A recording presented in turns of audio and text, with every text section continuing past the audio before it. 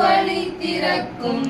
உங்க நாமம் உயர்த்தும் போது கண்மலையும் கரைந்து போகும், பெருங்காற்று அடங்கி போகும், எக்கடலும் வழி திறக்கும். உங்க நாமம் உயர்த்தும் போது கண்மலையும் கரைந்து போகும். இயேசுவே